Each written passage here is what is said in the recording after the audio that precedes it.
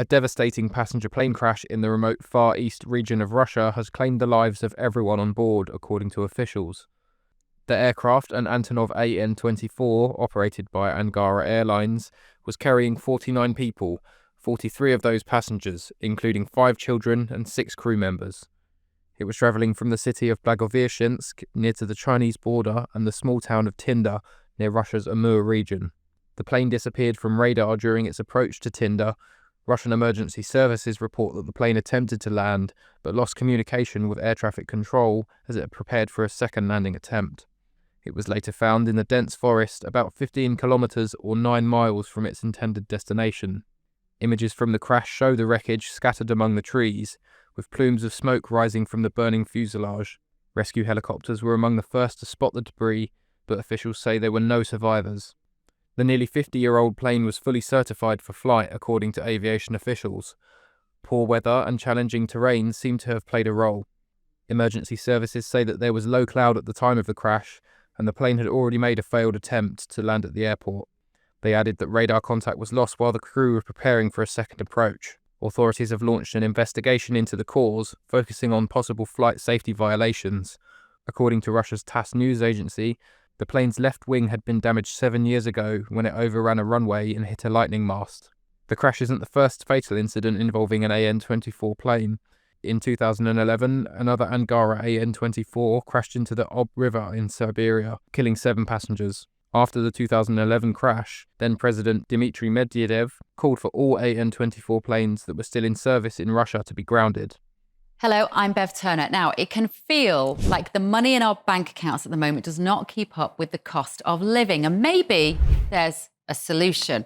I'm here today with the CEO of TallyMoney, Cameron Parry. Cameron, what is TallyMoney? Well, Bev, with TallyMoney, you get a current account and a debit card, but instead of pounds, you use milligrams of gold as your everyday money. So why gold? Gold traditionally is a great store of value. It has, on average, gone up at over 11% per annum for the last 25 years against the pound. It's tripled in value in the last decade. And in the last 2 years alone, it's increased by 50% against the pound.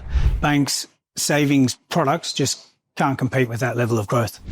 But this isn't just about gold. This is about a currency that you guys have created at TallyMoney. Explain it to me as though I'm an idiot. So, look, people need to be able to hold their earnings and build their savings in a money that retains its value and remains in their legal control and remains theirs to access, away from government control. Great. You had me at not exposed to government control. You should feel safe and happy with your money. You should have peace of mind the more money you see in your bank balance, and that's the type of thing we're trying to deliver, and give people choice in the type of money they get to use every day.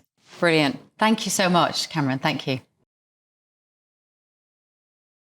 The crash in the Far East comes just 2 days after a catastrophic event in Bangladesh, where an Air Force F-7 BGI training jet encountered a mechanical fault shortly after taking off from Kumitola Air Base in Dhaka.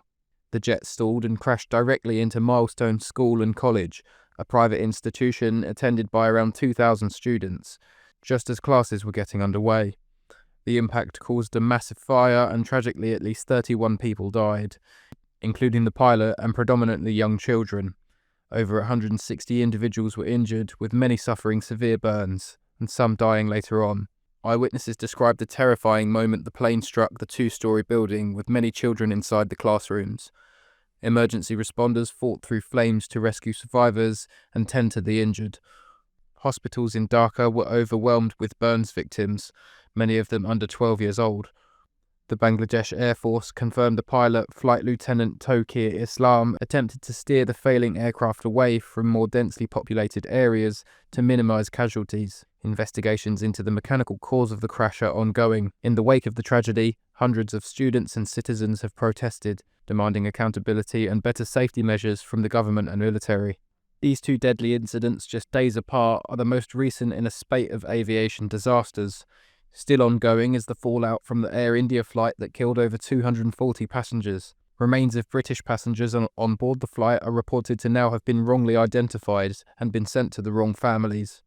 This British Air India families are sent the wrong bodies. This is the plane crash. I mean, it's just absolutely disgraceful that this could happen, isn't it? Or Jamie, go on. Well, I mean, it's just as someone that's worked in aviation, like, you just can't imagine that an airline would make such an error over such a sensitive... I mean, surely people like double-check, triple-check these sorts of things. You like to think so, but you know, your heart just breaks for the families, really. Can it get any worse that your loved one texts you and says, you know, I'm landing at this time?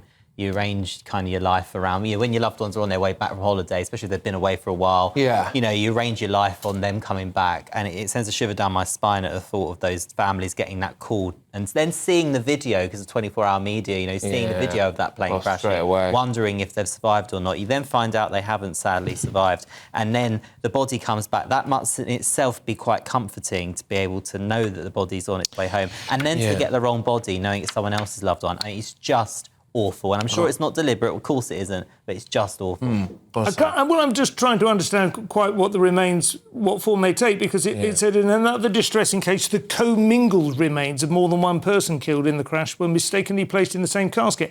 Are we talking about ashes, or are we talking about body parts? I mean, I'm trying to picture what they're my actually takeaway from it will be body parts, because realistically, how are you going to... would you DNA test the ashes? I don't think you can. No, I don't think you would. But casket is it's one of those... I don't know. They mean coffin, do they? I mean, I'm just trying to picture what's actually happening here. But that is absolutely horrific. It's like some sort of Frankenstein... Yeah.